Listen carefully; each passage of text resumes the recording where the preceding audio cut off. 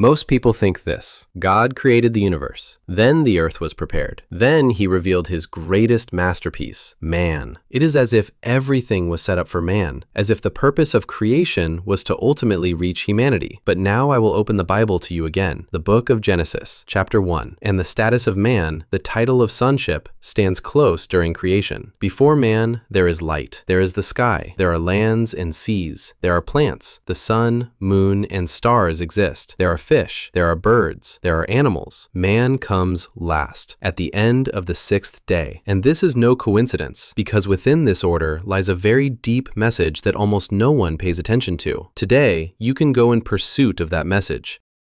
Read the book of Genesis line by line. First day, light. God separates first. He creates light. But watch closely. There is no sun yet. There is only light. Second day, the firmament. He divides the waters into two. A form is established between the waters above and the waters below. Third day, land and sea. Then plants. The ground is separated. And immediately after, plants, trees, and fruits appear. Fourth day, sun, moon, stars. Duration. Did you notice this order? Light exists before the third day, but the sun comes on the fourth day. How can there be light without a light source? This question has occupied theologians for centuries, and the results are very interesting. Fifth day, sea creatures and birds. Sixth day, land animals. And at the end of the day, man, my son. So, what is the meaning of this sequence?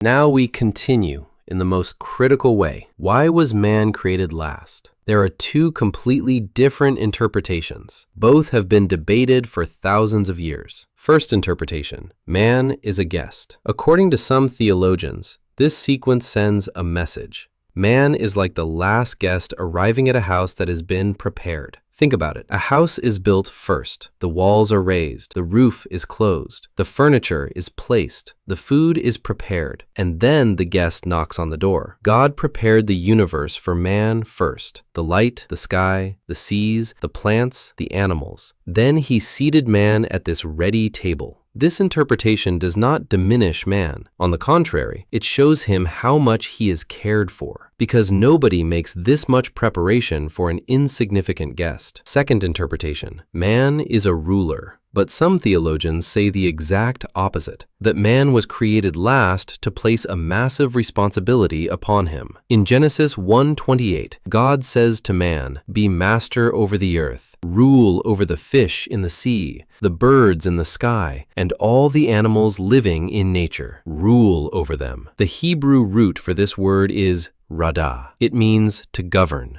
dominate. In other words, man was designed to take charge of everything that developed before him.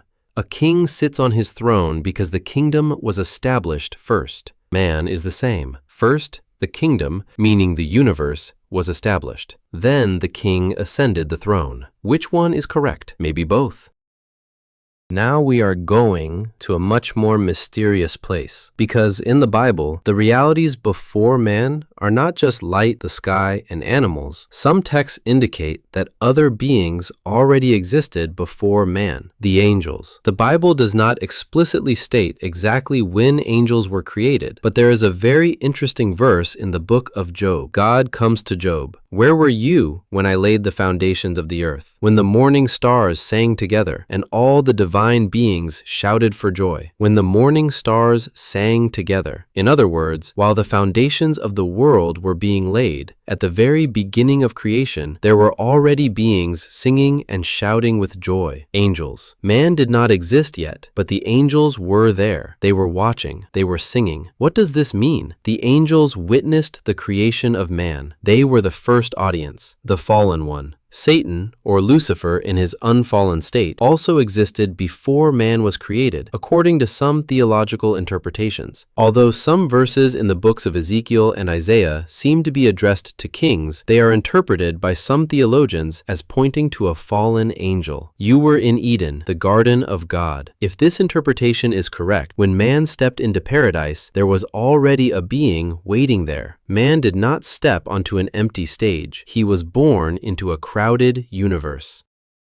Now let's look at science, which diverges from religious texts, because there is something very interesting here. There is a remarkable parallelism between the sequence of creation in Genesis and what science says about the development of the universe and life. Science says, first there was light. Following the Big Bang, the universe was filled with light. Genesis says, God said, "Let there be light," the first day. Science says, then galaxies, stars, and planets formed. Genesis says, then the firmament, then the sun, moon, and stars. Science says, water creatures appeared first on earth, then land creatures. Genesis says, the fifth day, sea creatures and birds. The sixth day, land animals. Science says, man emerged as the final and complex product of evolution. Genesis says, man arrived as the last and most advanced being of creation. Is this a coincidence? Some scientists and theologians describe this parallelism as astonishing. It makes them think that a text written millennia ago follows the sequence reached by modern science so closely. Others say it is a simple coincidence, because anyone would naturally follow a flow from simple to complex. Which one is correct? This question is still open.